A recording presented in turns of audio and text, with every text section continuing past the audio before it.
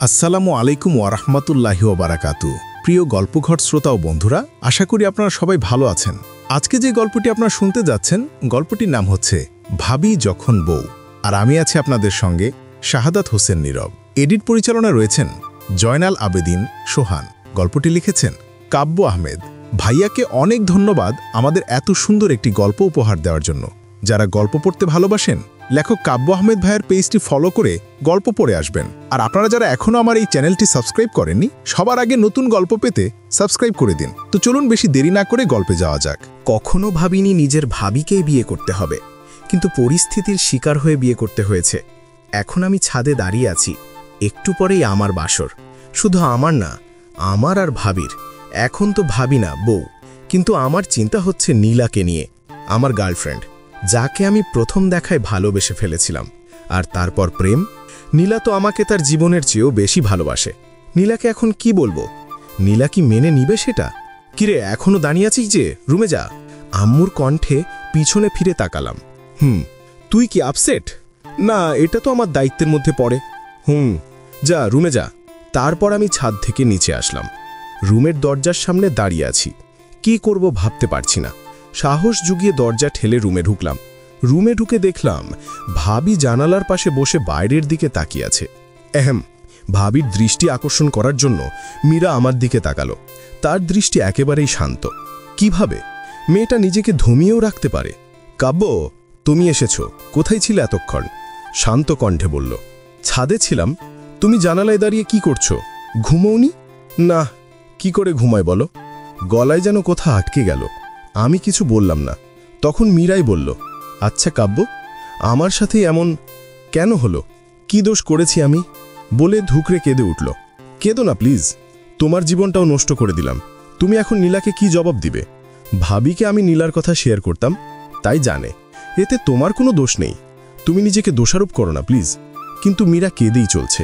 কেঁদো না প্লিজ, যাও ঘুমিয়ে পড়ো, অনেক রাত হয়েছে। ভাঙা ভাঙা গলায় ভাবি বিছানায় গুটিসুটি মেরে শুয়ে পড়ল। আমি জানালার পাশে দাঁড়ালাম। ভাবিকে তো খুব ভালোভাবেই সান্ত্বনা দিলাম। এখন নিজেকে শান্ত করি কি করে? নীলা আমাকে প্রতারক ভাববে না তো? কি করব এখন? কি করার আছে আমার? কি করতে পারি আমি এখন? তখন হঠাৎ কাঁধে কারো হাতের স্পর্শ অনুভব করলাম। পিছনে ফিরে তাকিয়ে দেখলাম মীরা। নীলার কথা ভাবছিলে? আমি মাথা নাড়ালাম। এখনো ঘুমাওনি? আমি না, আমার ঘুম তো সেদিনই চলে গেছে, যেদিন থেকে নিশান নিখোঁজ। নিশান আহমেদ, আমার ভাইয়া, আজ ৪-৫ মাস থেকে নিখোঁজ। অনেক খোঁজাখুঁজির পরেও পাওয়া যায়নি। জানি না কোথায় আছে ভাইয়া। তখন আমি কিছু বললাম না। জানালার দিকে হয়ে বাইরের দিকে তাকিয়ে রইলাম। তখন মীরা বলল, আমাকে নীলার সাথে দেখা করিয়ে দিতে পারবে? মীরা। তখন আমি ভ্রু কুঁচকালাম আর বললাম, কেন? ভয় পেও না, আমি কিছু করব না। নীলাকে বুঝিয়ে বলবো। আচ্ছা, নীলা কি জানে? জানি না, হয়তো জেনে গেছে এতক্ষণে। ও, চিন্তা করো না, আমি বুঝিয়ে বলবো। তুমি আমাদের দেখা করিয়ে দিও। তারপর কিছুক্ষণ নীরবতা। তুমি ভাইয়াকে খুব ভালোবাসতে, তাই না ভাবি? আমার এই প্রশ্ন শুনে ভাবি শুধু আমার দিকে তাকালো। চোখের পানিগুলো শেষ হয়ে গেছে। ভাইয়া নিখোঁজ হওয়ার পর ভাবি পুরো পাগল হয়ে যাচ্ছিল। এখন আস্তে আস্তে স্বাভাবিক হয়েছে। প্রতিদিন রাতেই কাঁদত বোধহয়। সকালে চোখ দেখেই বোঝা যেত। তোমার আর নীলার মাঝে আমি বাধা হয়ে দাঁড়ালাম, তাই না কাব্য? না না, এটাতে তোমার কোনো দোষ নেই। এই সময় তোমাকে সাপোর্ট দেওয়া খুবই জরুরি, যেটা আমার দায়িত্ব। মুখে স্ফীত হাসি এনে বললাম, তুমি তো নীলাকে ভালোবাসো, তাহলে আমাকে বিয়ে করতে রাজি হলে কেন? আমি কিছু বললাম না। তুমি চুপ থাকলেও আমার সেটা অজানা নেই কাব্য। আমি তখন প্রশ্নসূচক দৃষ্টিতে তাকালাম মীরার দিকে। আম্মুর কথায়? এটা একটা কারণ অবশ্য। আম্মু মীরাকে নিজের মেয়ে হিসেবে ধরে নিয়েছে। আর ভাইয়ার তো কিছু হয়নি, তাহলে ভাবিকে তার আব্বুর বাসায় যেতে হবে কেন? কিন্তু ভাইয়াকে তো খুঁজেও পাওয়া যাচ্ছে না। তাই ভাবিকে এখানে রাখার জন্য এটাই একমাত্র কার্য, আমার সাথে বিয়ে দেওয়া। আর এমন সময় ভাবির সাপোর্ট প্রয়োজন। ঠিক বললাম? তবে কি? ভাবি প্রশ্নসূচক দৃষ্টিতে তাকিয়ে আছে আমার দিকে। আরও একটি কারণ আছে। আমি যেটা ভাবছিলাম সেটাই কি? তুমি কি ভাবছিলে? আমার অনাগত সন্তানের জন্য। আমি মাথা নাড়ালাম। মীরা প্রেগনেন্ট, ৪-৫ মাসের হবে। তারপর মীরা কিছুক্ষণ আমার দিকে তাকালো। তারপর, জানো কাব্য, তুমি অনেক ভালো। কি জানি, হয়তো। আমি ভেবেছিলাম তুমি আমার উপর বিরক্ত, কিন্তু তুমি আমাকে খুব ভালোভাবেই সাপোর্ট দিচ্ছ। আমি ভাবলাম তুমি শুধু আম্মুর কথা রাখার জন্য বিয়েটা করেছো, কিন্তু সত্যি তুমি খুব ভালো। আচ্ছা, তোমার এখন রেস্টের প্রয়োজন ভাবি, ঘুমিয়ে পড়ো যাও। বোকা, সবার সামনে ভাবি ভাবি করবে নাকি? আম্মু এতে কষ্ট পাবে। তাহলে ভাবি কিছুক্ষণ ভাবলো আর বলল, নাম ধরে ডাকতে পারো। নাম ধরে? সমস্যা নেই তো। না, কিন্তু আমি মাথা চুলকাতে লাগলাম। আচ্ছা যাই ডাকো, সবার সামনে ভাবি ডেকো না শুধু। ওকে, যাও ঘুমিয়ে পড়ো। Good night. Good night. তারপর আমি গিয়ে সোফায় শুয়ে পড়লাম, কিন্তু মীরা জানালার পাশেই দাঁড়িয়ে রইল। কি হলো, ঘুমাবে না? আমি, ঘুম আসবে না। কেন? প্রতি রাতে তো নিশান আমার মাথায় হাত বুলিয়ে ঘুম পাড়িয়ে দিত। এখন তো নিশান নেই, তাই ঘুমও নেই। কিন্তু তোমার তো ঘুমানো প্রয়োজন। কিন্তু আমার তো ঘুম আসবে না। এক কাজ করতে পারি। কি? আমি মাথায় হাত বুলিয়ে দিই, তুমি ঘুমিয়ে পড়ো। আমার এমন কথা শুনে মীরা আশ্চর্য হয়ে তাকালো আমার দিকে। হয়তো একটু ইতস্ত বোধ করছে আর নিজেকে অপরাধী মনে করছে। কি হলো? না না, লাগবে না, আমি ঘুমাতে পারবো। কিভাবে? চেষ্টা করলে এমনিতেই ঘুম আসবে। আমি তখন সোফা থেকে উঠে মীরার কাছে গেলাম। আমি জানি তোমার ঘুম আসবে না, চলো, আমি মাথায় হাত বুলিয়ে দিচ্ছি। তারপর আমি মীরার হাত ধরে টেনে বিছানার দিকে যেতে লাগলাম।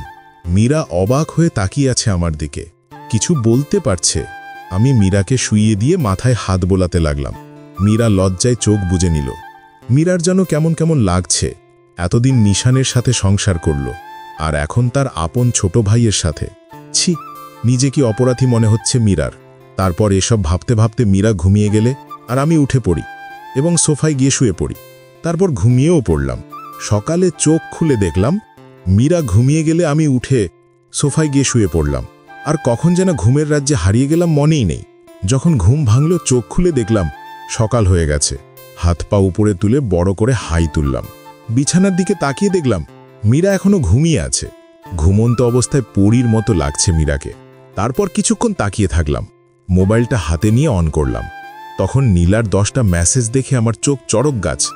মেসেজ ওপেন করলাম। 1, কংগ্রাটস মিস্টার কাব্য। 2, আপনার বিবাহিত জীবন সুখী হোক। 3, তুমি কি জানতে না যে আমি তোমাকে কত বড় ভালোবাসতাম? কেন এমন করলে আমার সাথে? কি দোষ করেছিলাম আমি? আমার অপরাধটা কি ছিল? 4, you are a cheater Kavya, you are a liar. 5, সেদিন কি বলেছিলে মনে আছে? জীবন চলে গেলেও আমাকে তোমার কাছ থেকে কেউ আলাদা করতে পারবে না। এই তার নমুনা। লাস্ট একটা জিনিসই চাই, তুমি সুখে থাকো। মেসেজগুলো পড়ে আর বুঝতে বাকি রইল না যে নীলা আমার বিয়ের ব্যাপারটা জেনে গেছে। শিট, এখন কি করে বুঝাবো নীলাকে যে আমি নিজ থেকে এই বিয়ে করতে চাইনি? কি করে বোঝাবো? উফ, কি করি এখন? সত্যি নীলা আমাকে অনেকটাই ভালোবাসে, তাই হয়তো ব্যাপারটা সহ্য করতে পারিনি। তখন আমি তাড়াতাড়ি করে নীলার ফোনে কল করলাম। না, বন্ধ দেখাচ্ছে। নীলা তাহলে সত্যি আমাকে প্রতারক ভেবে নিল। আমি আর কি করতাম? কিন্তু নীলা যাই করুক, নীলাটা ছাড়া তো আমি থাকতে পারবো না। আম্মুকে নীলার কথাটা বলা হয়নি, বলার সময় পাইনি। হঠাৎ করেই বিয়েটা হয়ে গেল। তখন, কাব্য, কোনো সমস্যা? আমি এতক্ষণ নীলাতেই মগ্ন ছিলাম। হঠাৎ কারো কণ্ঠ শুনে চোখ তুলে তাকালাম, দেখলাম মীরা দাঁড়িয়ে আছে। উঠে পড়েছ? বললে না তো? না, তেমন কিছু না, আমি জানি সমস্যাটা। আমি ততক্ষণ অসহায় দৃষ্টিতে তাকালাম মীরার দিকে। মেয়েটার এক আশ্চর্য এক ক্ষমতা আছে, মনের কথা বুঝে নিতে পারে কিভাবে যেন। নীলা বিয়ের ব্যাপারে জেনে গেছে, তাই না? আমি মাথা নাড়ালাম। ঠিক আছে, ভয় পেও না। তুমি শুধু আমার আর নীলার যোগাযোগ করিয়ে দিও, বাকিটা আমি দেখে নেব। আচ্ছা, মনে থাকে জানো, বলে মীরা ওয়াশরুমে ঢুকলো এবং ফ্রেশ হয়ে বেরিয়ে এলো। তারপর আমাকে বলল, ফ্রেশ হয়ে নিচে আসো। বলে মীরা নিচে চলে গেল। আমি বুঝি না মেয়েটা আমার কেয়ার করছে না আমি মেয়েটার কেয়ার করছি।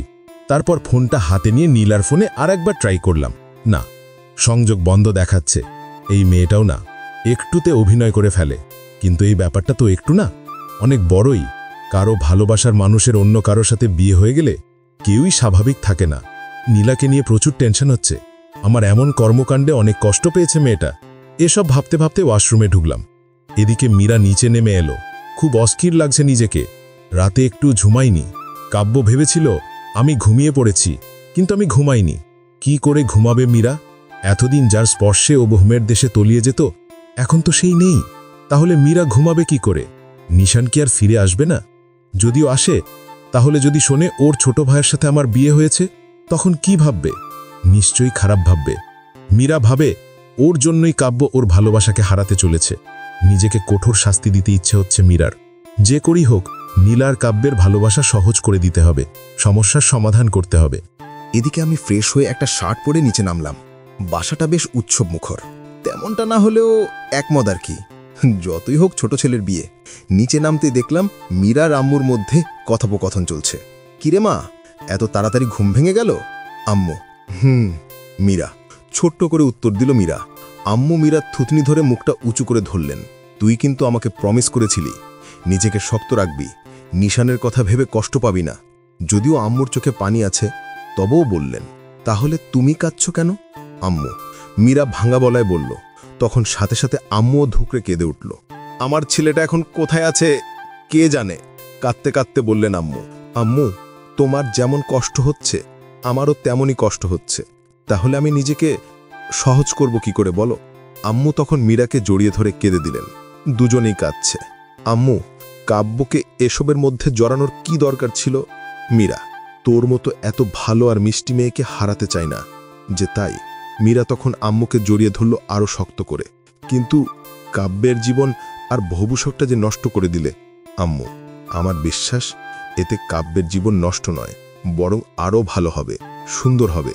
যার তোর মতো একটা বউ আছে তার জীবন নষ্ট হয় কিভাবে? আম্মু। মীরা তখন নির্লিপ্ত দৃষ্টিতে তাকিয়ে আছে আম্মুর দিকে। আচ্ছা যা, এখন টেবিলে গিয়ে বস, আমি নাস্তা রেডি করছি। তখন আম্মু আমার দিকেই আসলো। আমাকে দেখতেই মিষ্টি একটা হাসি দিলেন আর বললেন, ঘুম ভাঙল তোর? যা, টেবিলে যা। আমি টেবিলের দিকে না গিয়ে একটু বাইরের দিকে গেলাম।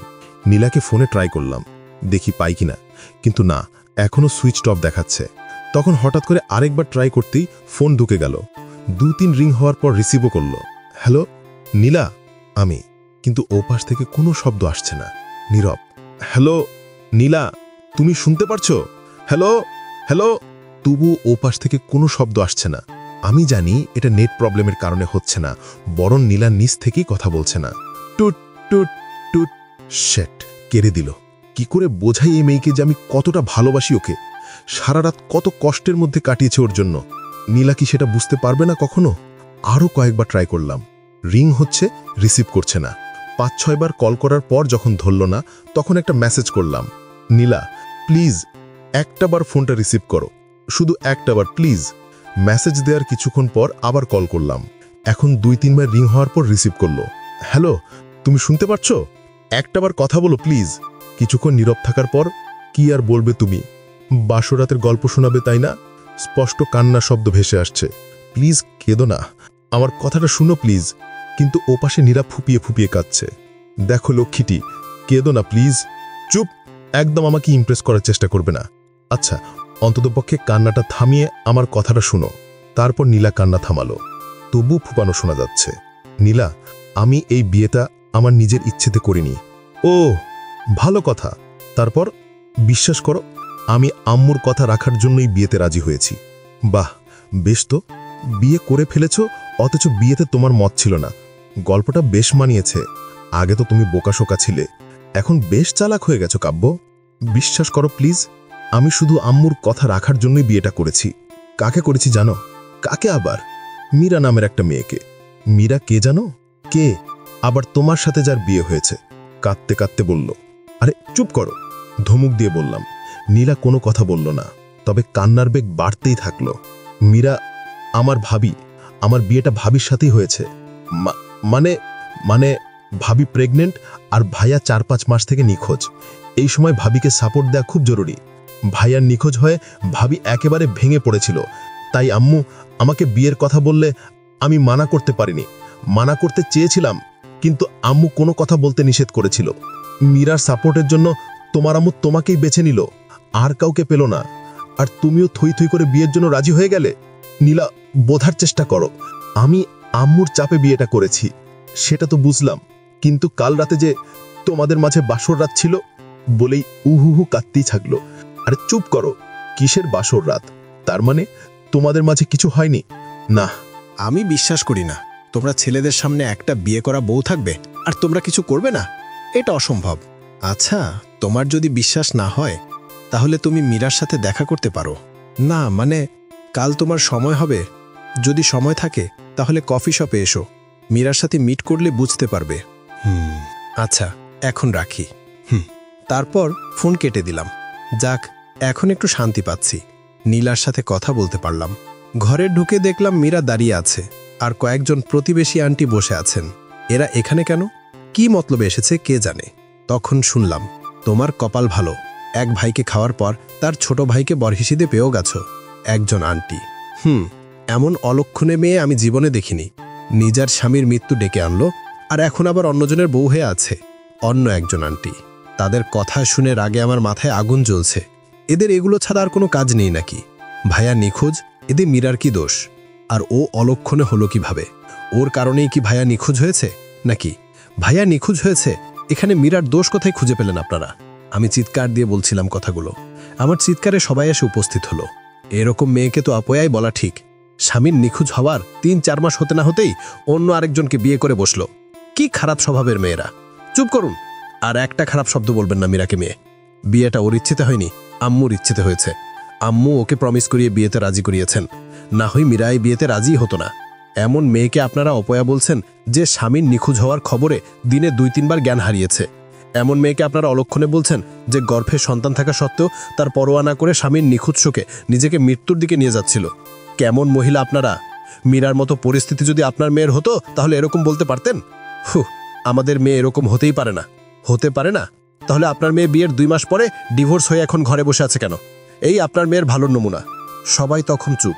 মীরা আমার দিকে অপলোক অবাক দৃষ্টিতে তাকিয়ে আছে। আমি মীরার হাত ধরে উপরের দিকে টেনে নিয়ে যেতে লাগলাম। চলো মীরা। তারপর কয়েক সিঁড়ি উঠে আমি আম্মুর দিকে তাকিয়ে বললাম, আম্মু, উনাদের যেন আর বাড়ির আশেপাশেও না দেখি, বলে রুমের দিকে পা বাড়ালাম।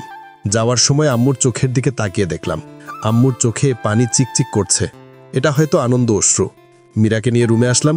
রাগ এখনো আমার মাথায় চড়ে আছে। মীরা আস্তে আস্তে আমার কাছে এলো, বলল, খামোখা আন্টিদের সাথে ঝগড়া করলে কেন? ওরা তো ঠিকই বলছিলেন। চুপ, কি ঠিক বলছিল ওরা? হ্যাঁ, রেগে গিয়ে বললাম, এই যে আমি অলক্ষণে। অপয়া মাথা নিচু করে বলল, একদম চুপ।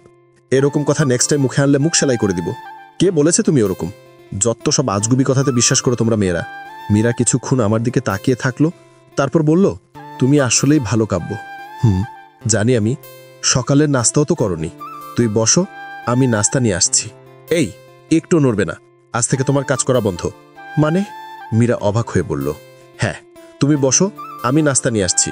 মীরা বসে বসে ভাবতে লাগলো, কাব্য আসলেই ভালো, খুব ভালোর থেকেও আরো বেশি ভালো। বোঝাই যাচ্ছে খুব কেয়ার নেবে মীরার। এই মুহূর্তে মীরার নিশানের কথা খুব মনে পড়ছে। এখন যদি নিশান থাকতো তাহলে কত কিছুই না করত। মীরা প্রেগনেন্ট শুনলে খুশিতে আটখানা হয়ে যেত। মীরা পেটে মাথা লাগিয়ে বাবুর সাথে কথা বলতো, কত পাগলামি করত। যদিও মীরার বাবুটা এখনো অনেকটাই ছোট, যার শুধুমাত্র অস্তিত্বই আছে। এদিকে আমি নিচে আসলাম। নাস্তা নিয়ে উপরে উঠতে যেতেই আম্মু বলল, এমনভাবেই মেয়েটার পাশে থাকিস, হারিয়ে যেন না যায় মেয়েটা। আমি অপ্রস্তুত হাসি দিলাম। তারপর রুমে এসে দেখলাম মীরা কি যেন ভাবছে। উফ, তুমি আবার চিন্তায় মগ্ন, তোমার না চিন্তা করা মানা। মীরা তখন আমতামতা করে বলল, আসলে এটা আসলে নাই, এখন খাওয়া শুরু করো। বলেই মীরার মুখের দিকে এগিয়ে দিলাম খাবার। মীরা তাকিয়ে থাকলো আমার দিকে। কি হলো, নাও। মীরা তখন কিছু না বলে খাবারটা মুখে নিল। তারপর মীরাকে খাইয়ে দিতে লাগলাম, আমি নিজেও খেতে লাগলাম। তখন মীরাকে বললাম, নীলা তোমার সাথে দেখা করতে চায়, সকালে কথা হয়েছিল। মীরা খাচ্ছিল, তখন আমার এই কথা শুনে খাওয়া বন্ধ করে দিল আর আমার দিকে তাকালো। ও, কখন? মীরা, কাল বিকেলে। ও, নীলার কথাটা শুনে মীরার বুকটা কেমন, হঠাৎ নীলার কথাটা শুনে মীরার বুকটা কেমন ফাঁকা ফাঁকা মনে হলো। মীরা ভাবল, কাব্য কি হারিয়ে যাবে ওর কাছ থেকে? পরক্ষণে আবার ধিক্কার দেয় নিজেকে। কি ভাবছি এসব আমি? কাব্যের প্রতি দুর্বল হয়ে যাচ্ছি না তো? না না, এটা কি করে হয়? নিশান ছাড়ার কাউকে ভালোবাসতে পারবো না আমি। একমাত্র নিশানই আমার ভালোবাসার জগৎ, আর কেউ না, কাব্যেও না। হয়েছে, আর খাবো না। মীরা, খাবে না মানে? এগুলো কে খাবে? আমি। তুমি খাবে? না না, আমি একা খাবো না, আমার সাথে তোমাকেও খেতে হবে। আমি আর খাবো না, প্লিজ। ওকে, তাহলে খাবার রেখে আসি। রেখে আসবে কেন? তুমি খাবে না? না, তুমি যখন খাচ্ছ না তাহলে আমিও খাবো না। বললাম তো আমার পেট ভরে গেছে, রাগ করো না, তুমি খেয়ে নাও প্লিজ। খেতে পারি একটা শর্তে। শর্ত? কি শর্ত? অবাক হয়ে বলল মীরা। যদি তুমি খাইয়ে দাও। কথাটা শুনে মীরা হঠাৎ চমকে উঠল। এদের দুই ভাইয়ের মাঝে এত মিল কি করে হতে পারে? প্রতিটা কাজেই একে অপরের প্রতিরূপ। নিশানও এই কাজটা করত, ওকে প্রায় খাইয়ে দিতে হতো। আমি নিশানকে যতই ভুলতে চাই ততই নিশান আমার কাছে চলে আসছে। আমি তো নিশানকে ভুলতে চাইনি, নিশানের স্মৃতি নিয়ে বেঁচে থাকতে চাই। কিন্তু আম্মু তো আমাকে প্রমিস করিয়েছে যেন আমি নিশানকে ভুলে যাই, কাব্যকে আপন করে নেই। কিন্তু কি করে করব এটা? আমি নিশানকেই ভালোবাসি, আর কাব্য তো নীলাকে ভালোবাসে। আমি জানি নিশান ফিরে আসবে, আর তা খুব তাড়াতাড়ি। আচ্ছা লাগবে না, আমি যাচ্ছি বলেই আমি উঠে চলে আসছিলাম, এমন সময় মীরা আমার হাত ধরে নিল। না না বসো, আমি দিচ্ছি খাইয়ে। তারপর আমি মীরার দিকে তাকালাম, মীরাও আমার দিকে তাকিয়ে আছে। হাত ধরে আছে বলে লজ্জা পেল, হাত ছেড়ে দিয়ে নিচের দিকে তাকিয়ে নাস্তাগুলোর কাছে নিল। না লাগবে না, তুমি শুয়ে বিশ্রাম করো, তোমার যখন ভালো লাগছে না তখন খাইয়ে দেওয়ার প্রয়োজন নেই। আমি কি বললাম নাকি যে আমার ভালো লাগছে না? আস্তে করে বলল নিচের দিকে তাকিয়ে। না বলনি, তবে আমি বুঝতে পেরেছি যে তোমার ভালো লাগছে না। মীরা কিছুক্ষণ নীরব থাকার পর বলল, কথা না বলে বসো, আমি খাইয়ে দিচ্ছি। আমি আর কথা বাড়ালাম না, বসে পড়লাম। মীরা খাবার আমার মুখের সামনে তুলে ধরল, আর আমি গপ করে মুখে ঢুকিয়ে নিলাম। আর মীরা ফিক করে হেসে দিল। মীরার দিকে তাকিয়ে আমিও হেসে দিলাম। একটা কথা বলি? বলো। তোমার ওই গেজা দাঁতটা তো আগে কখনো দেখিনি, হাসলে খুব সুন্দর লাগে তোমাকে। কথাটা শুনে মীরা চোখ তুলে তাকালো আমার দিকে। মীরা ভেবে পায় না এদের মধ্যে এত মিল কি করে হতে পারে। এদের ভাবনা একে অপরের ভাবনার সাথে পুরোপুরি মিলে যায় কি করে। নিশান প্রতিবারই আমাকে আমার হাসির কথা বলতো, আর ওই দাঁতটার কথাও। আর এখন কাব্যও বলছে। কাব্য আমাকে নিশানের কথা ভুলাতে চাইছে, অথচ বারবার শুধু মনে করিয়ে দিচ্ছে, তবে কাব্য তুমি খুব ভালো। মীরা অপলক দৃষ্টিতে থাকায় কাব্যের দিকে। মীরা সেই কখন থেকে কি যেন ভেবেই যাচ্ছে। এই মেয়েটা শুধু চিন্তায় মগ্ন থাকে। ধুর, তোমাকে না বললাম চিন্তা না করতে, তবুও সবসময় ভাবুক হয়ে থাকো তুমি। বিরক্তের স্বরে বললাম। সরি, আসলে আমি মীরাকে আটকে দিলাম। হয়েছে, বলা লাগবে না, তুমি যাও শুয়ে পড়ো, আমি নিচে এগুলো রেখে আসছি। মীরা মাথা নাড়িয়ে বলল, তারপর আমি রুম থেকে বেরিয়ে নিচে গেলাম। থালা প্লেট রেখে আসলাম রান্নাঘরে। রান্নাঘর থেকে বেরিয়ে দেখলাম আম্মু নিচে আসছে। কাব্য, বলো আম্মু, মীরা কোথায়? রুমে শুয়ে আছে, বিশ্রাম নিতে হবে না তাই? বেশ, মেয়েটার খেয়াল রাখিস বাবা, হারিয়ে গেলে কিন্তু পছতাতে হবে। আমি হাসি দিয়ে বললাম, চিন্তা করো না আম্মু, আমি আছি তো। আম্মু একটা অর্থপূর্ণ হাসি দিল। এদিকে মীরা বালিশে হেলান দিয়ে শুয়ে আছে, জানালার দিকে তাকিয়ে বাহিরের দৃশ্য দেখছে। কাব্য বুঝে নেয় কি করে যে আমি ভাবছি।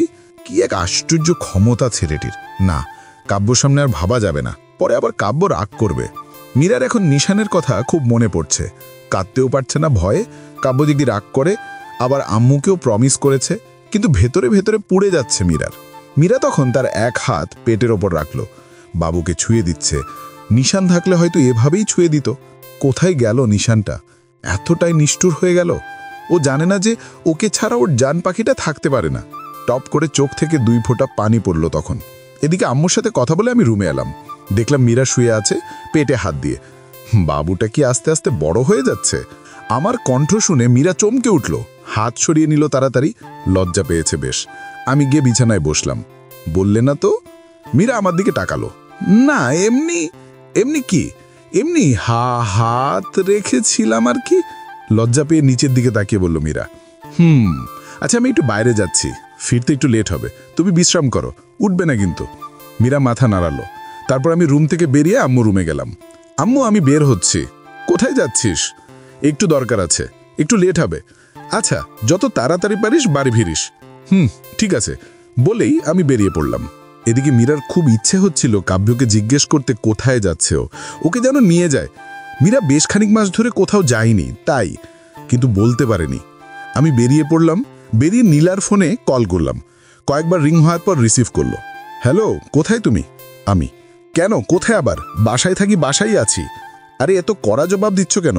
একটু দেখা করতে পারবে? না, আমার এত সময় নেই। সত্যি নেই? আমার সময় সব সময় থাকে, বোধহয় তোমার সময় নেই। নতুন বউ, হয়তো কাজে ব্যস্ত আছো। আর এরকম ভাবে কথা বলছো কেন? একটাবার দেখা করো প্লিজ। কোথায়? পার্কে আসতে পারবে? পার্কে কেন? আমরা কি প্রেম করতে যাচ্ছি নাকি? রাগী কণ্ঠে বলল। প্লিজ সহজ করে কথা বলো। আচ্ছা তুমিই বলো কোথায় আসবো। তুমি যেখানে বলেছো সেখানেই থাকো, আমি আসছি। ওকে, আসো। তারপর আর কোনো কথা না বলে ফোন কেটে দিল। এই মেয়ের এত তেজ আসে কোথার থেকে রে বাবা? আমি পার্কে গিয়ে উপস্থিত হলাম। কিছুক্ষণ অপেক্ষা করার পর নীলা আসলো। কি করছো? ভালো আছো? আমি। তোমার মতো অতটা ভালো নেই। মেজাজ খারাপ করো না প্লিজ।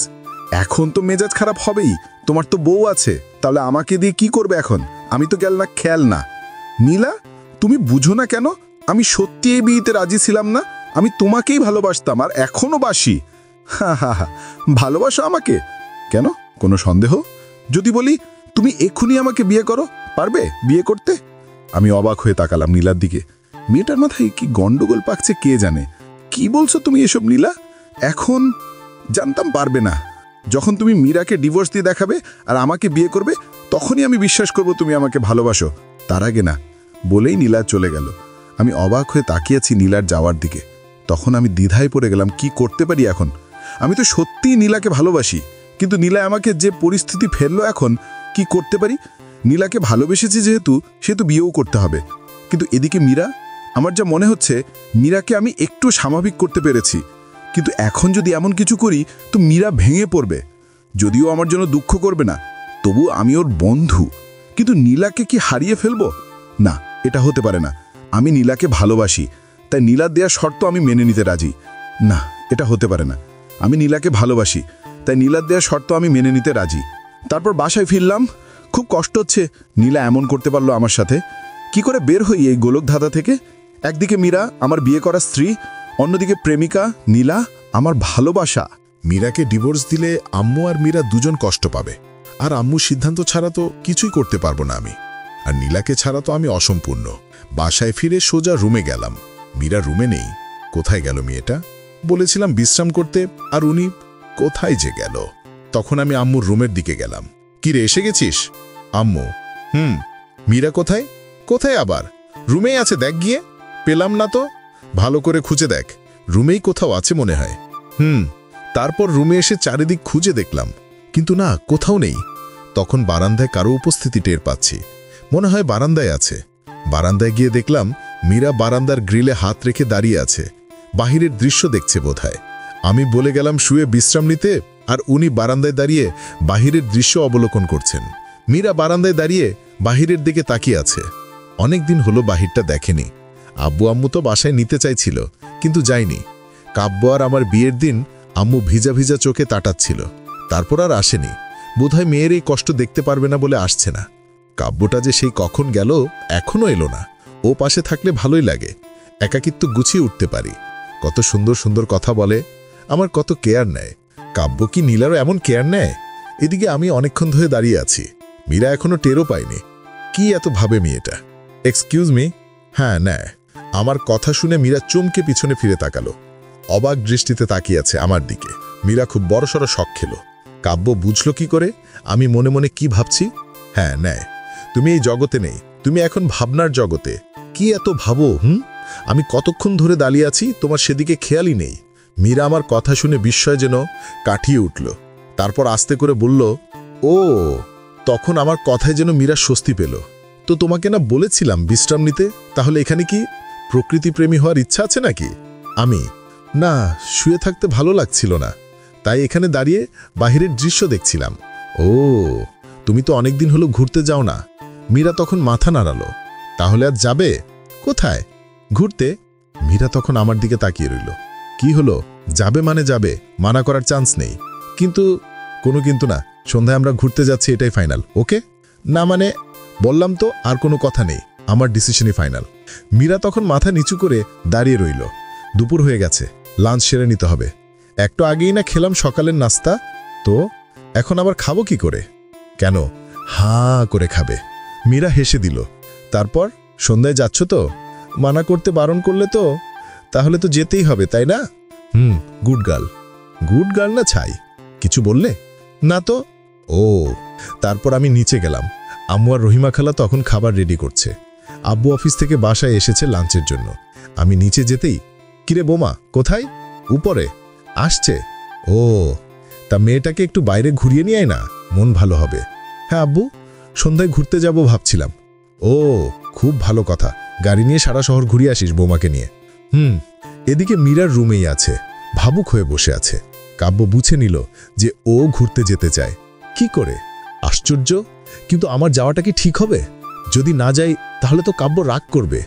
কি করি? যেতেই তো হবে। নিশানটা যে কেন এমন করলো আমার সাথে? আজ তো কাব্যের বদলে নিশানের সাথে ঘুরতে যাওয়ার কথা ছিল, কিন্তু নিয়তি সেটা হতে দিল না।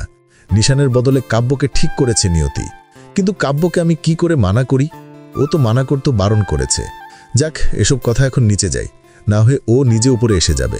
তারপর মীরার রুম থেকে বেরিয়ে নিচে চলে গেল। এদিকে মীরার জন্য অপেক্ষা করছিলাম। মীরা সিঁড়ি দিয়ে নিচে নামলো। মীরাকে দেখতে আব্বু স্নেহপূর্ণ একটা হাসি দিল। গুড দুপুর আমরু। আব্বুর কথায় আমরাও হেসে উঠলাম। আমরা জানি আব্বু মীরাকে হাসানোর জন্য এটা বলেছে। মীরাও ফিক করে হেসে দিল, শুভ নুন। এদিকে আম্মু তো হাসতে হাসতে গড়াগড়ি খাচ্ছে মীরার আব্বুর কথাবার্তার ধরন দেখে। তা কেমন কাটলো আজ দিনটা? ভালো কেটেছে আব্বু, সন্ধ্যায় আরও ভালো কাটবে। মীরা তখন প্রশ্নসূচক দৃষ্টিতে তাকালো আব্বুর দিকে। সন্ধ্যায় তুমি আর কাব্য বেড়াতে যাবে? মীরা তখন আমার দিকে তাকালো। মীরা হয়তো ভাবিনি আমি আব্বু আম্মুকে বলবো ব্যাপারটা। আচ্ছা, এখন আয় বস, খেয়ে নে আম্মু। তারপর মীরা এসে আমার পাশে বসলো। গল্প করতে করতে খাবার খেয়ে নিলাম। আব্বুও অফিসে চলে গেল। আব্বুচির টিফিন সাথে দিল, বাসায় খেতে আসে। সে নাকি একা একা খেতে পারে না, সবার সাথে খেতেই নাকি মজা। সন্ধ্যা হয়ে গেছে। আমি রুমে গিয়ে দেখলাম মীরা আলমারিতে কি যেন খুঁজছে। কি খুঁজছ? শাড়ি?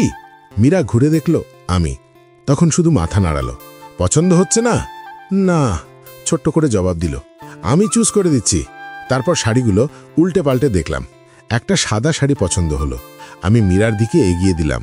এটা? মীরা তখন অবাক হয়ে বলল, এটা পরলে তোমাকে সাদা পরীর মতো লাগবে। মীরা আবারও অবাক দৃষ্টিতে তাকিয়ে রইল। কি হলো? না, কিছু না।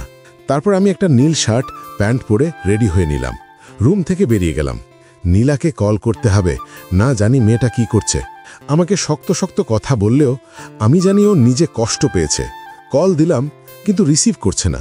কিছুক্ষণ পর মোবাইলটা সুইচ অফ দেখাচ্ছে। শেট, মোবাইল বন্ধ করে দিয়েছে।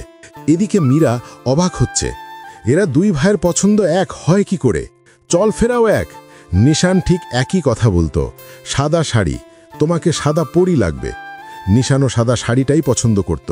এদিকে আমি নিচেই ছিলাম, মীরার জন্য অপেক্ষা করছিলাম। মীরা যখন নিচে নামলো, আসলেই মীরাকে সাদা পরীর মতো লাগছে। এত সুন্দর মেয়েটা। মীরা নিচে নেমে যখন দেখল আমি হাঁ করে তাকিয়ে আছি, তখন একটু লজ্জা পেল। কি হলো? এমনভাবে তাকিয়ে আছো কেন? না, এমনি। চলো। আমরু যাচ্ছি আমরা। মীরা, যা, যতক্ষণ মন চায় ঘুরে ফিরিস। তখন মীরা একটা হাসি দিল। গাড়িতে উঠলাম দুজন। গাড়ি আমি ড্রাইভ করছি। মীরা বাইরের দিকে তাকিয়ে আছে, বাইরের দিকটা দেখছে। মীরাকে নিয়ে একটা নদীর কিনারায় নিয়ে গেলাম। জায়গাটা তেমন পপুলার না, এমনি জায়গাটা সুন্দর বলে অনেকে এখানে আসে ঘুরতে। খুব সুন্দর পরিবেশ। মীরা গাড়ি থেকে নামতেই লাফালাফি শুরু করে দিল, যেন কত বছর পর ঘুরতে আসলো। তারপর অনেক ঘোরাঘুরি করলাম, খেলাম। মীরাকে খুব খুশি মনে হচ্ছে। এখন যাওয়া যাক, অনেক রাত হয়ে গেছে। চলো। না, আরও কিছুক্ষণ থাকবে? না, চলো। তারপর গাড়িতে উঠলাম, গাড়ি স্টার্ট করলাম। অনেক পথ এগিয়ে আসলাম, তখন হঠাৎ মীরা চেঁচিয়ে উঠল। মীরা সামনের সিটে আমার পাশেই বসেছিল। কাব্য, গাড়ি থামাও। কাব্য! কি হয়েছে? নিশানকে দেখেছি আমি। গাড়ি থামাও কাব্য, নিশানকে এনে দাও কাব্য প্লিজ। ভাইয়ার কথা শুনে আমিও গাড়ি থামালাম। গাড়ি থেকে বেরোলাম সাথে সাথেই। মীরা পাগলের মতো আচরণ করছে। কোথায় দেখেছো? কোথায়? ওই তো, এদিকে একটা গাড়ি যাচ্ছিল, ওইটাতে দেখেছি। কাব্য, নিশানকে এনে দাও কাব্য প্লিজ। মীরা চিৎকার করে কাঁদতে লাগলো। তুমি এখানেই থাকো, আমি আসছি বলে আমি দৌড় দিলাম। চারিদিকে খুঁজতে লাগলাম। একটা গাড়ি দেখলাম, গাড়ির পিছনে ছুটলাম, কিন্তু নাগাল পেলাম না। তখন দৌড়ে গাড়ির পাশে এলাম। মীরা দাঁড়িয়ে আছে আর কাঁদছে। কাব্য, নিশান কোথায়? কাব্য, তাড়াতাড়ি গাড়িতে ওঠো, তাড়াতাড়ি। তারপর গাড়িতে উঠে তাড়াতাড়ি স্টার্ট করলাম এবং গাড়িটা যেদিকে গেছে সেদিকটা অনুসরণ করলাম, কিন্তু সেদিকে গিয়ে গাড়িটা আর খুঁজে পেলাম না। তখন আমি পাগলের মতো গাড়ি চালাতে লাগলাম, কিন্তু না, পেলাম না, কোথাও দেখাও যাচ্ছে না। তুমি ঠিক দেখেছো তো? হ্যাঁ, আমি সত্যিই দেখেছি। একটা গাড়িতে ছিল নিশান। উফ, খুব বড় ভুল করে ফেললাম। গাড়ির নাম্বারটাও নোট করা হয়নি। ধ্যাত! মীরা কেঁদেই যাচ্ছে। কি করে বোঝাই এখন ওকে? মীরা, তোমার হয়তো কোথাও ভুল হয়েছে, বোধহয় ভুল দেখেছ। না না কাব্য, আমি সত্যি নিশানকে একটা গাড়ি ড্রাইভিং করে যেতে দেখেছি। তুমি আমার নিশানকে এনে দাও কাব্য প্লিজ। আমার নিশানকে এনে দাও। আমার শার্ট খামচে ধরে টানাটানি করে বলল। আমি তখন আলতো করে মীরার মাথায় দিলাম, প্লিজ তুমি শান্ত হও, তোমার এখন এভাবে উত্তেজিত হওয়া ঠিক না। কিন্তু মীরা তবুও কাঁদছে। মীরা, ভাইয়া নিখোঁজ, হয়তো কখনো ফিরবে না। কিন্তু তুমি কি চাও না ভাইয়া স্মৃতি ধরে রাখে জীবনযাপন করতে? মীরা, বোঝার চেষ্টা করো। তোমার পেটে এখন ভাইয়ার আবির্ভাত। প্লিজ তুমি এখন এরকম করো না। কিন্তু মীরা ফুপিয়ে ফুপিয়ে কাঁদছে। কাব্য, আমি কি আমার নিশানকে আর কখনো ফিরে পাবো না? প্লিজ তুমি ফিরিয়ে এনে দাও আমার নিশানকে প্লিজ। কাব্য, হ্যাঁ পাবে, কোনো একদিন ভাইয়া ঠিকই ফিরে আসবে। এখন বাড়ি চলো প্লিজ। তারপরেও মীরা কেঁদেই চলছে।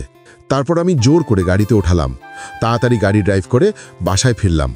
গাড়ির স্টার্ট বন্ধ করে মীরাকে ডাকলাম, মীরা, মীরা।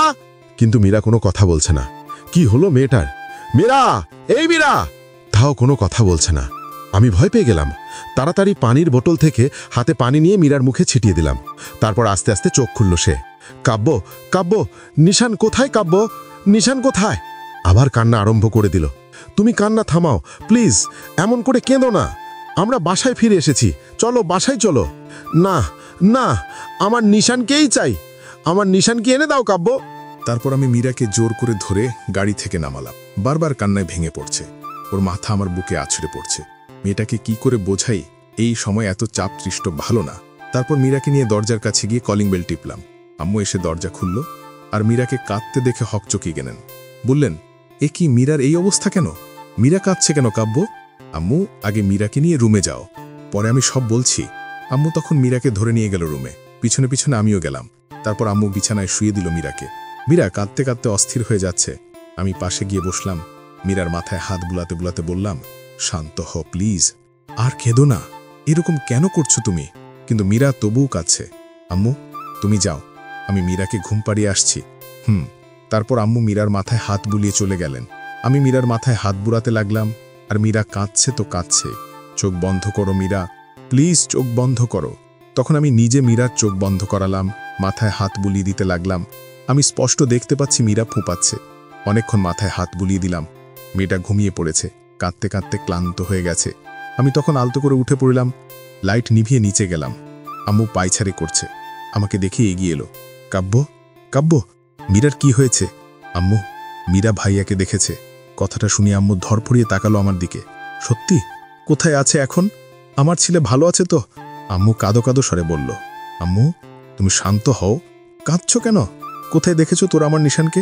নিশান এখন কোথায় আছে? তুই ওকে বাড়িতে নিয়ে আসিসনি কেন? আর ও বাড়িতে আসেনি কেন? আম্মু, আম্মু শান্ত হও। ভাইয়াকে আমি দেখিনি। মীরাই আমাকে বলল যে পাশের একটা গাড়িতে ভাইয়া ছিল। আমিও চারিদিকে গাড়িটিকে খুঁজতে লাগলাম, কিন্তু কোথাও পেলাম না। এখন আম্মু কেঁদে দিল। আমার ছেলেটা এখন কোথায় আছে কে জানে। যেখানেই থাকুক না কেন, আল্লাহ যেন তাকে সুস্থ রাখেন। আমি তখন আম্মুকে জড়িয়ে ধরে সান্ত্বনা দিলাম।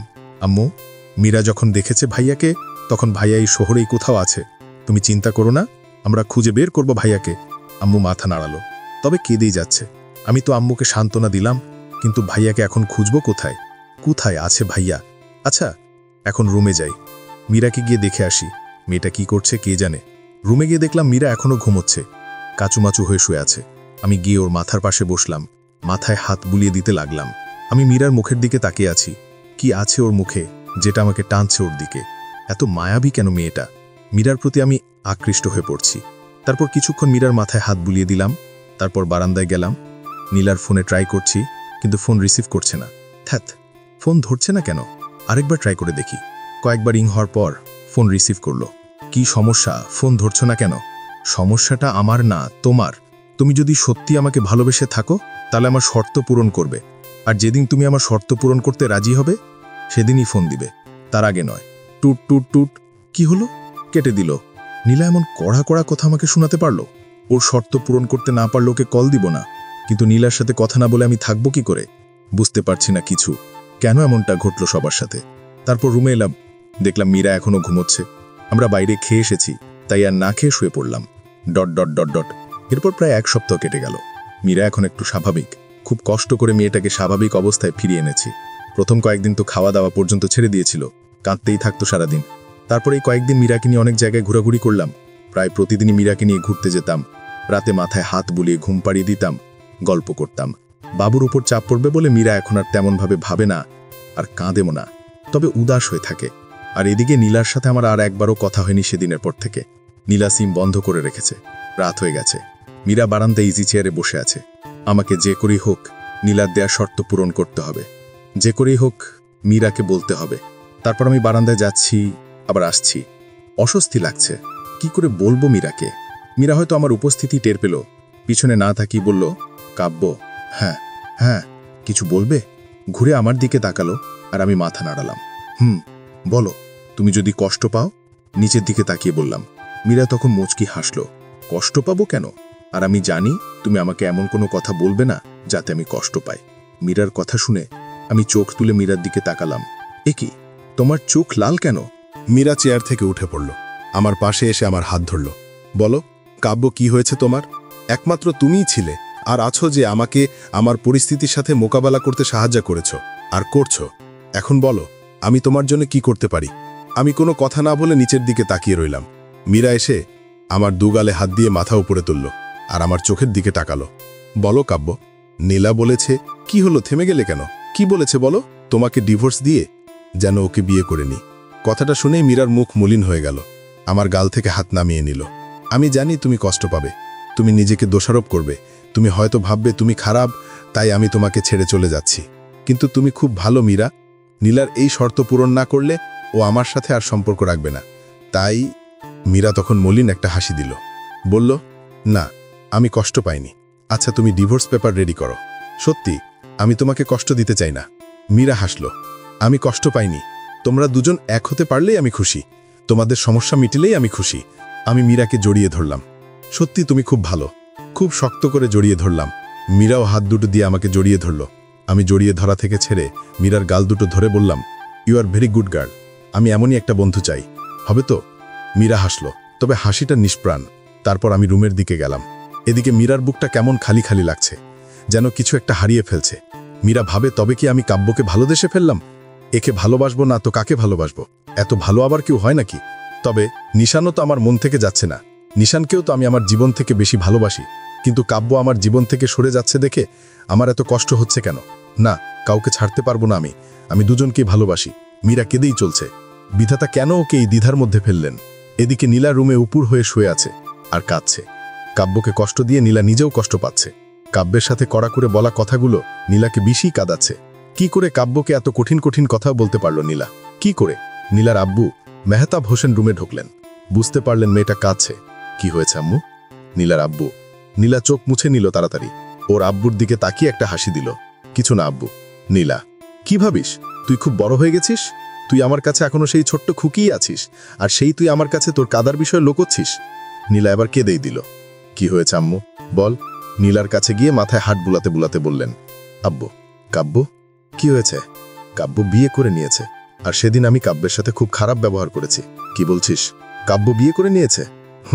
তারপর নীলা তার আব্বুকে সব খুলে বলল। ও, ছেলেটা চাপে পড়ে বিয়ে করেছে হয়তো, কিন্তু তোর কাজটা করা ঠিক হয়নি। কোন কাজটা আব্বু? কাব্য আর মীরার বিয়ের কয়দিন হয়েছে? 14 দিন। ওরা এখন স্বামী স্ত্রী। ওদের মাঝে যে মায়ার সৃষ্টি হতে চলেছে তা তুই ডিভোর্সের মাধ্যমে ত্যাগ করাতে পারবে না। আমি কি বলছি তুই বুঝতে পারছিস? নীলা মাথা নাড়ালো। মীরা আর কাব্য এখন স্বামী স্ত্রী, এক ছাদের নিচেই তাদের বাস। যদিও তারা একে অপরকে ভালোবাসে না, শুধু একটু কেয়ারিং। তবে আম্মু, ভালোবাসা জেনে শুনে আর বলে কয় আসে না। ওরা স্বামী স্ত্রী, তাদের মাঝে মায়া জন্মাতেই পারে, আর মায়া থেকে তৈরি হয় ভালোবাসা, যেটা তোমার ভালোবাসা থেকেও শক্ত। তুমি কি বলছো আব্বু? ওরা একে অপরকে ভালোবাসে? না বাসলেও একবার না একবার ভালোবাসবেই। তাই তোমার উচিত ওদের মাঝখানে না থাকা। তুমি কি বলছো আব্বু? আমি কাব্যকে ভুলে যাব? সেটা তোমার ব্যাপার আম্মু। তুমি যদি সত্যিকারে কাব্যকে ভালোবেসে থাকো তাহলে সরে আসো এই পথ থেকে। আমি তোমার, কাব্য আর মীরার ভালোর জন্যই বলছি, ভেবে দেখো। এতটুকু বলেই মেহতাব হোসেন মেয়ের মাথায় হাত বুলিয়ে চলে গেলেন। এদিকে নীলার মাথায় তখন আকাশ ভেঙে পড়ল। ওকে কাব্যকে ভুলতে হবে। না না, এটা অসম্ভব। নীলা লাফ মেরে বিছানায় শুয়ে বালিশ আঁকড়ে ধরে কাঁদতে লাগলো। আব্বু, এটা কি বলছে? কাব্যকে আমি ভুলবো কি করে? কাব্যকে তো আমি আমার জীবনের চেয়েও বেশি ভালোবাসি। আব্বু আমাকে কাব্যের থেকে আলাদা করতে চাইছে কেন? নীলা ফুপিয়ে ফুপিয়ে কাঁদতে লাগলো আর বালিশ আঁকড়ে ধরে কাঁদতে লাগলো। এদিকে মীরা বিছানায় শুয়ে আছে আর কাব্য সোফায়। এটা প্রতিদিনকার ঘটনা। কাব্য এপাশ ওপাশ করছে আর মীরা এক দৃষ্টিতে কাব্যের দিকে তাকিয়ে আছে। কি আছে ওর এই মুখে? ছেলেরা আবার মায়াবী আর সুন্দর হয় নাকি? কি করে ছাড়ি ওকে, যে আমার দুঃসময়ে পাশে থেকেছে? কাব্য পাশ ফিরে তাকালো মীরার দিকে। কি, এনিথিং রং? না। তাহলে মীরার দ্বিধা হচ্ছে কথাটা বলতে। কি হলো বলো? না মানে, বিছানায় এসে শুয়ো।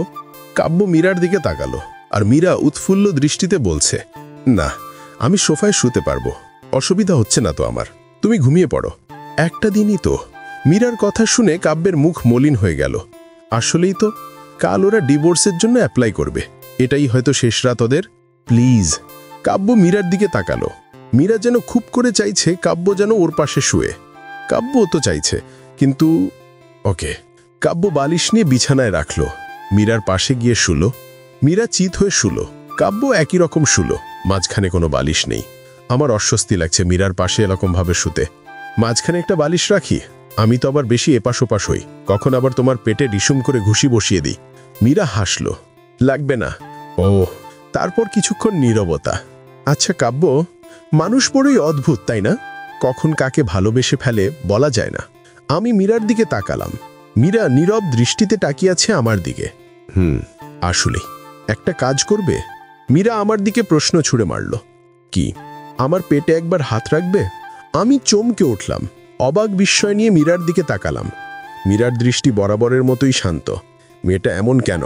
আমাকে অবাক করিয়ে দিল, অথচ নিজে একেবারেই শান্ত। কি হলো? আমি ইতস্তত বোধ করলাম। না মানে, একবারই তো। তোমার ভালো না লাগলে না থাক, শুধু একটা জিনিস অনুভব করিয়ে দিতে চাই তোমাকে। আর আমিও। কি অনুভব করতে চাই? প্লিজ একবার হাতটা রাখো। বলেই নিরীহ দৃষ্টিতে তাকালো আমার দিকে। এখানে নেই কোনো লোভ আর পাপ, নিষ্পাপ একটা মেয়ে যেন মীরা। আচ্ছা, প্লিজ। মীরা সোজা হয়ে শোয়া, চোখ বন্ধ করে নিল। মীরার পেটটা আস্তে আস্তে বড় হচ্ছে। এখানেই রয়েছে একটা অস্তিত্ব। আমি কাঁপা কাঁপা হাতটা এগিয়ে নিলাম। হাত প্রচুর কাঁপছে। আমি প্রায় থামছি। অবশেষে হাত রাখলাম। মীরা জোরে একটা শ্বাস নিল, যেন কিছু অনুভব করছে আমার স্পর্শ। আর আমি অনুভব করছি একটা অস্তিত্ব। আমি মীরার দিকে তাকালাম। চোখ বন্ধ করেই আছে ও, আর মুখমণ্ডলে যেন মায়া ছড়িয়ে পড়ছে। একটা নেশা বোধ হচ্ছে। হারিয়ে যাচ্ছি মীরার মায়াবী মুখে। মীরা চোখ খুলে আমার দিকে তাকালো। কিছু অনুভব করছো? চোখ কোণে খানিকটা পানি জমে আছে। কি? একটা অস্তিত্ব যেটা আস্তে আস্তে বেড়ে উঠছে। খুব ভালো লাগছে। তাহলে আরো কিছুক্ষণ রাখো আর অনুভব করো। বলে আমি হাসলাম। মীরাও। মীরা তার হাতটা আমার মাথায় নিয়ে এলো, চুলে বিলি কেটে দিতে লাগলো। কাল কটায় যাচ্ছি কাব্য? একজন লয়ারের কাছে যেতে হবে বিকেলে। আমি পেট থেকে হাত সরিয়ে নিলাম। এখন ঘুমাও। মাথায় হাত বুলিয়ে দিচ্ছে। আচ্ছা। আমি মীরার চুলগুলোতে হাত বুলিয়ে দিতে লাগলাম। বাতাসে চুলগুলো উড়ে এসে আমার মুখে পড়ছে। মিষ্টি একটা ঘ্রাণ। মীরার চোখ আস্তে আস্তে বন্ধ হয়ে এলো। আমিও ঘুমানোর প্রস্তুতি নিলাম। তারপর ঘুমিয়ে পড়লাম। ঘুম ভেঙে গেলে চোখ খুলে দেখলাম সকাল হয়ে গেছে। পাশে হাত দিয়ে দেখলাম মীরা বিছানায় নেই। গেল কোথায়? আমি উঠে বসলাম। এমন সময় দরজা ঠেলে রুমে ঢুকলো মীরা। Good morning. কফি? এগিয়ে এসে কফির মগ টেবিলে রাখলো। আমি ভ্রু কুচকালাম। তুমি রান্নাঘরে গিয়েছিলে? এমনি শুধু গিয়েছিলাম। আম্মু কফি বানিয়ে দিল তোমার জন্য।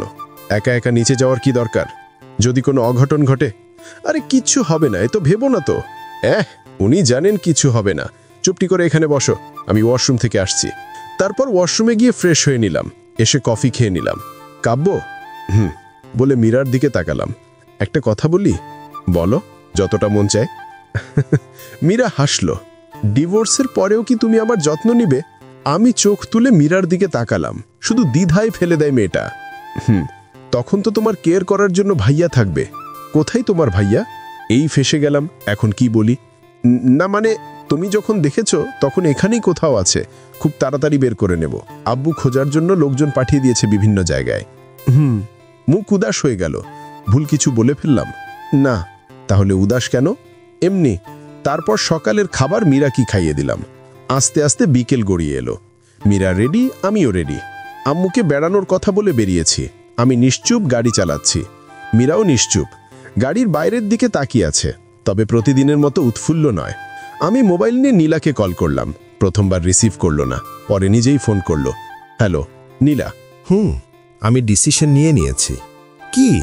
মীরাকে নিয়ে এখন একজন লয়ারের কাছে যাচ্ছি ডিভোর্সের অ্যাপ্লাই করার জন্য। বলে আমি মীরার দিকে তাকালাম। মীরা গাড়ির বাইরের দিকেই তাকিয়ে আছে। তো মানে, তুমি খুশি না? না, তোমার মতো ছেলেকে আমি ভালো না বাসলেই খুশি হতাম। মানে কি বলছো এই সব নীলা? কেন, ভুল কিছু বললাম নাকি? তুমি কি ভেবেছ আমি কচি খুকি যে কিছু বুঝি না? তোমরা স্বামী স্ত্রী এক ছাদের নিচে থাকো, তোমাদের মাঝে কিছু হয়নি, এটার কোনো গ্যারেন্টি আছে? নীলা, বিলিভ মি, সত্যি আমাদের মাঝে কিছু হয়নি। তুমি মীরাকে জিজ্ঞেস করো। ওকে আর কি জিজ্ঞেস করব? তোমাদের মতো ছেলেদেরকে আমার চেনা আছে, আর আমি তো কখনো তোমাকে ভালোবাসিনি। শুধু টাইম পাস ছিল। কি ভেবেছিলে তুমি বিয়ে করেছো এতে আমি কষ্ট পেয়েছি? আরে এটা তো ইম্পসিবল। আমি শুধু অভিনয় করেছিলাম এতদিন। এখন তো তুমি বিবাহিত, আর আমার আপদও বিবাহ। নীলা, তুমি এতটা নিচে নামতে পারলে? আরে রাগ তোর ডায়লগ। নীলা সব পারে। এদিকে আমি কেঁদে দিলাম। নীলা তুমি, আরে ফোন রাখ। টুট টুট টুট কেটে দিল। আমি কাঁদছি, নীলা আমার সাথে এরকম প্রতারণা করলো। ঠাস করে গাড়ির দরজা খুলে বাইরে বের হলাম। নিজের চুন নিজে ছিটতে ইচ্ছা করছে। ফোনটা আছাড় মারলাম। মীরা হচকচিয়ে গেল। নীরব পাঠকও মুহূর্তের মধ্যে কি ঘটে গেল বুঝতে পারছে না। বাইরে বের হলো মীরা। আমার কাছে এসে আমার গাল দুটো ধরে ওর চোখের দিকে করল। কি হয়েছে কাব্য? হঠাৎ কি হলো তোমার? আমি ফুফিয়ে ফুফিয়ে কাঁদতে লাগলাম। কাব্য, তুমি কাঁদছো কেন? কি হয়েছে তোমার?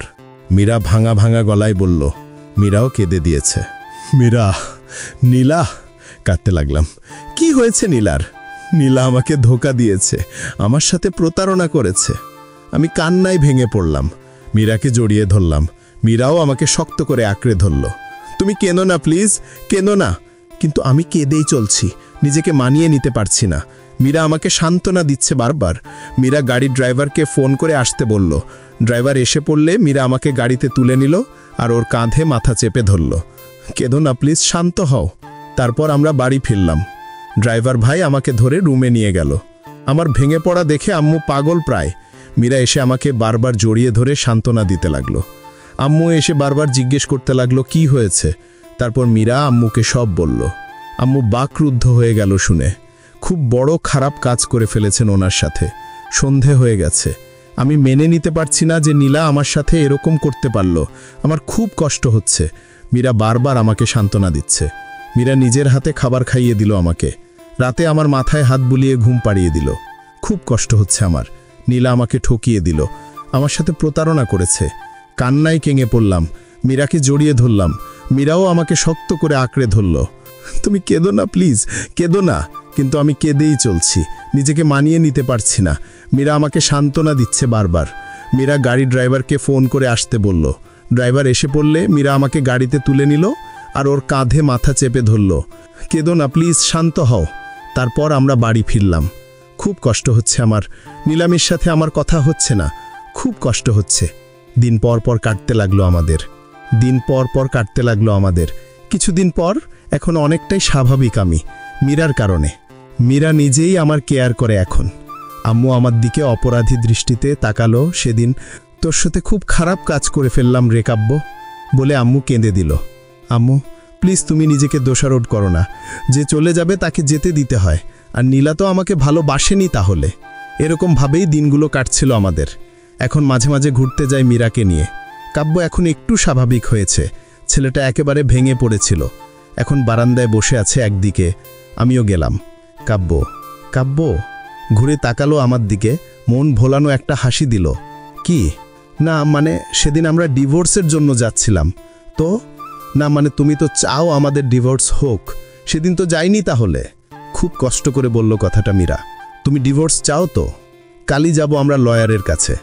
কাব্য রেডি গেল। উঠে বারান্দা থেকে চলে যাচ্ছিল। আমি জোর করে ধরলাম। প্লিজ তুমি রাগ করো না। আমি তো শুধু, ছেড়ে দাও আমায়। কেউ ভালোবাসে না আমাকে। ছেড়ে দিতে চাও তো আমাকে? ওকে, চলে যাও, যেতে পারো, আটকাবো না। বুঝলাম কাব্য খুব রেগে গেছে। কাব্য, শান্ত হও প্লিজ। ওটা তো তুমি। হ্যাঁ বলেছিলাম, তাই বলে এখন তুমিও চাও সেটা? ছেড়ে দাও আমায়। আমি জানি কেউ আমাকে ভালোবাসে না। আমি জোর করে কাব্যকে বিছানায় বসালাম। ছেলেটা কাঁদছে। ওর মাথাটা আমার বুকে রাখলাম। আমি কি খুব খারাপ মীরা?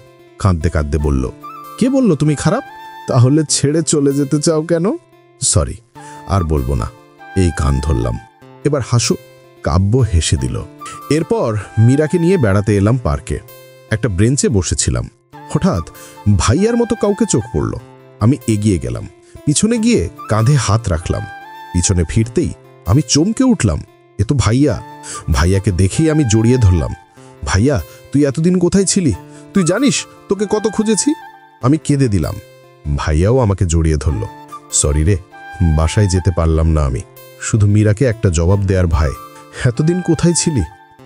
সেদিন যখন বন্ধুর কার নিয়ে একটা কাজে যাচ্ছিলাম, তখন সেখানে যাওয়ার সময় আমি অ্যাক্সিডেন্ট করি, আর তারপর আল্লাহর অশেষ কৃপায় বেঁচে ফিরি।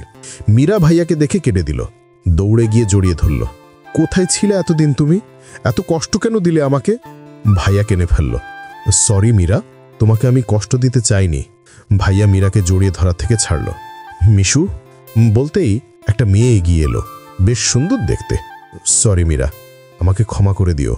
আমি তোমাকে ভালোবাসতাম ঠিকই, কিন্তু এই মেয়েটাকে দেখছো? এই মেয়েটাই আমার জীবনটা বাঁচিয়েছে, সেবা করে সুস্থ করে তুলেছে। ওর ভালোবাসা আমি কিভাবে উপেক্ষা করি বলো? আমি মিশুকে ভালোবাসি। কথাগুলো বলে নিচের দিকে তাকিয়ে আছে। মীরা পিছু হাঁটতে লাগলো, আর আমি নীরব দর্শক। কি হতে পারে ভাবছি। মীরা নিজেকে সামলে নিল, আমার পাশে এসে আমার হাত ধরে আমাকে এগিয়ে নিয়ে গেল। তারপর বলল, ধন্যবাদ মিস্টার নিশান, আপনি বেশ বড় দ্বিধার হাত থেকে বাঁচালেন আমাকে। আসলে কাব্য আমার স্বামী। এতদিন আমি ওকে না আপনাকে ভালোবাসি তা নিয়ে দ্বিধায় পড়ে গিয়েছিলাম, কিন্তু যদি কখনো আপনার সাথে দেখা পড়তো, তখন আমি কাব্যকেই বেছে নিতাম। আই রিয়েলি লাভ হি। চলো কাব্য, বলেই আমাকে টেনে নিয়ে গাড়িতে উঠালো। আমি অবাক হয়ে তাকিয়ে থাকলাম। কি করছে মীরা? গাড়ি স্টার্ট করো। মীরা, কোনো কথা না। আমিও আর কিছু না বলে আমি গাড়ি স্টার্ট করলাম।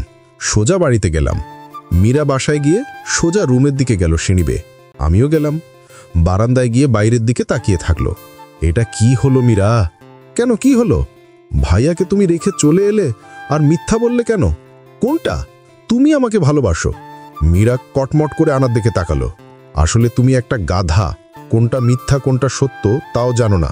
কথাটা সত্য ছিল বলেই মীরা চলে গেল। আমি হিসাব মিলাতে লাগলাম, কি বলে গেল মীরা? কিছুদিন পর ওটির বাইরে দাঁড়িয়ে আছি আমি। ভিতরে আমার মীরা। মীরার প্রেগন্যান্সির পেন উঠেছে, প্রসব ব্যথা। হাসপাতালে নিয়ে এসেছি। আমি কান্নায় ভেঙে পড়লাম এবং বসে পড়লাম ওটির সামনে। আম্মু বারবার সান্ত্বনা দিচ্ছে আমাকে। আমি ভাবছি, কি হবে আমার সাদা পরিটার? অতঃপর অপেক্ষার প্রহর শেষ হলো। ডাক্তার বেরিয়ে এলেন। আমার অবস্থা বুঝে আমি কিছু জিজ্ঞেস করার আগেই বললেন, কংগ্রাচুলেশন মিস্টার কাব্য, আপনার একটা মেয়ে সন্তান হয়েছে। আর মীরা? না, দে আর সেফ। আমি খুশিতে ডাক্তারকে জড়িয়ে ধরলাম। ওটির ভিতরে ঢুকতেই মীরা আমার দিকে তাকিয়ে একটা হাসি দিল। আমি পাশে গিয়ে মীরার হাত ধরলাম। তুমি হাসছো, জানো আমার কি অবস্থা হয়েছে? তোমার কষ্ট হয়নি তো? তুমি পাশে থাকলে আমি কিছুতেই কষ্ট বা ভয় পাই না। শুধু বউকে নিয়ে থাকবে, মেয়েকে কোলে নেবে না? মীরা বলল। আমি মুচকি হেসে মেয়েটাকে কোলে নিলাম। আচ্ছা, মেয়েটা আমার মতো হলো কি করে? মীরা রহস্যময়ী একটা হাসি দিল। কিছুটা অজানা আর রহস্যের মধ্যেই থাক, তবে ভুল কিছু ভাবিয়েন না।